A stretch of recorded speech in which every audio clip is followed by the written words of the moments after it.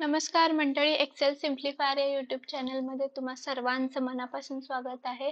तर आज आपण बघणार आहे कॅश डिनॉमिनेशन. बरेच जण बँकेमध्ये खूप व्यवहार करत आहात, त्या केसमध्ये आपल्याला कॅश डिनॉमिनेशन लागतं, किंवा बरेच जण बँकेमध्ये काम करत असतात, त्या ठिकाणी सुद्धा आपल्याला कॅश डिनॉमिनेशन लागतं.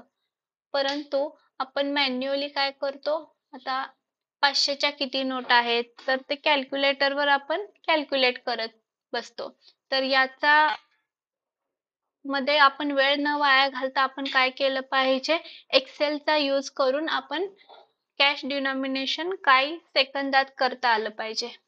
तर त्यासाठी सिम्पली काय करायचंय तुम्हाला, आता समजा माझ्याकडे 500च्या एक 20 नोटा आहेत, 200च्या एक 35 नोटा आहेत, किंवा 100च्या एक 40 नोटा आहेत, 50च्या एक 50 नोटा आहेत, 20च्या एक 60 नोटा आहेत, आणि 10च्या एक 35 नोटा आहेत.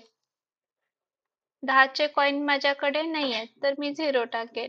5चे कॉइन माझ्याकडे आहेत 20, 2चे कॉइन आहेत माझ्याकडे 10, आणि 1चे कॉइन आहेत माझ्याकडे 35. तर समजा हे मी काय टाकले, माझे नंबर ऑफ नोट्स किंवा नंबर ऑफ कॉइन्स टाकले. आता सिम्पली तुम्हाला कॅल्क्युलेट करण्यासाठी फक्त एकदा फॉर्म्युला लावायचा आहे. त्याचा फॉर्म्युला आहे इक्वल टू कितीची नोट म्हणजे 500ची नोट इंटू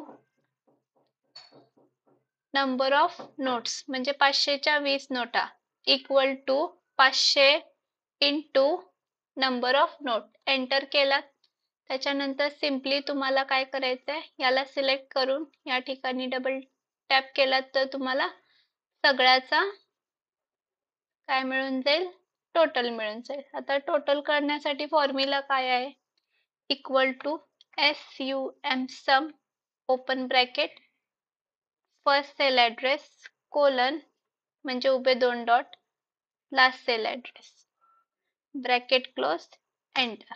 तर अशा प्रकारे आपल्याला काय होईल, आपला टोटल मिळून जाईल. इतकं सोपं आहे कॅश डिनॉमिनेशन करणं. तर एक्सेलचा यूज करून कमीत कमी वेळेमध्ये अशा प्रकारे तुम्ही कॅश डिनॉमिनेशन कॅल्क्युलेट करू शकता. Okay, thank you.